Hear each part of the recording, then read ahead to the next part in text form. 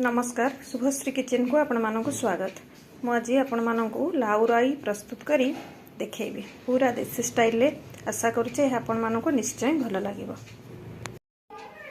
लाउ को सरू सरू करी काटी नेची और धोईकी रखिची। आपण चाहिले एथरे आलू मध्य देई परिबे। एथिपई मसला प्रस्तुत करिबा। मसला रे रहिची सोरिष, जीरा, रसुण आउ टमेटो। आपण जदि लंका गुंड व्यवहार करूना तेबे सुखिला लंका देई परिबे। एबे याकू चिक्कण करी सब मिसाई बाटी नबा। प्रस्तुति प्रणाली। कड़े रे सोरिष तेल को गरम करिबा। सेथरे सुखिला लंका आ पंच फुटण दे फुटाइबा।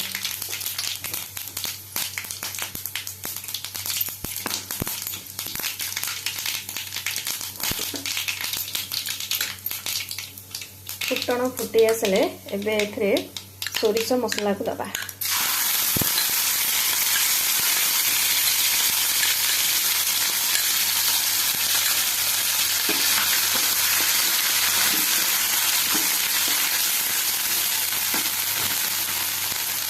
एथिरे आवश्यक अनुसार हळदी गुंड आ लंका गुंड को देई किछि समय हमें टिके कषि नबा। सोरिष मसला तो बेसी कषिबानी, टिके एपट सेपट कर कंचालिया स्मेल जमी चली।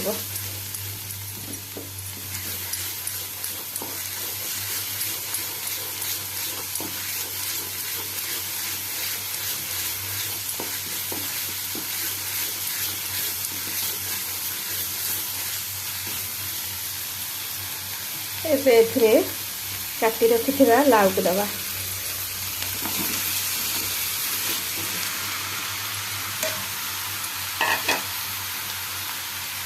आवश्यक अनुसार लुण को दे भल भाव एपट सेपट कर नबा।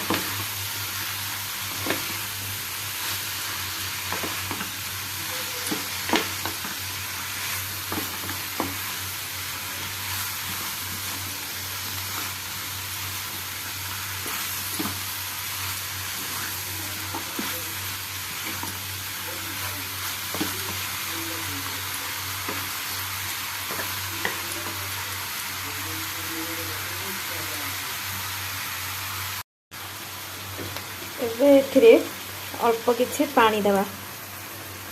बेसी पानी देवानी कारण एथिरे पानी बाहरिबो।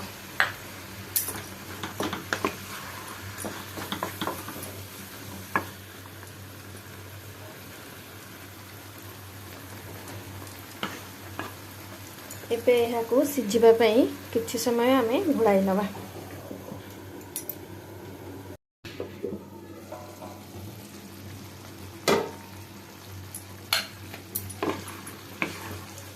एबे सिझी आछे।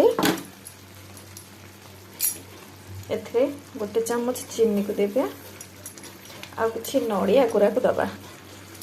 चीनी ऑप्शनल अछि, यदि आपन को पसंद नाही त स्किप भी करि परिबे, किंतु चीनी देले बहुत टेस्ट भल रहइबो।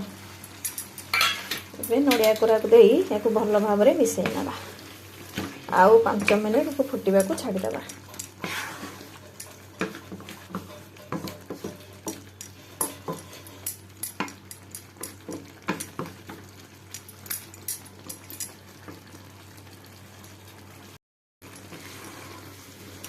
एबे रेडी हो जाइए। खूब कम समय मध्य प्रस्तुत हो जाइए लाउ राई। अल्प सामग्री मध्य दरकार, बेसी किछि मसला मसला आवश्यकता नहीं। टेस्ट बहुत भल रहिबो। आपण निजे घरे बनातु आ खातु आ मते कमेंट रे जणातु केमिति लागिला। आशा करूछि यह आपण माननकु निश्चय भल लागिबो। भल लागिले लाइक करिवे, शेयर करिवे आ सब्सक्राइब करबा को जम्मा भी भूलिबेनी।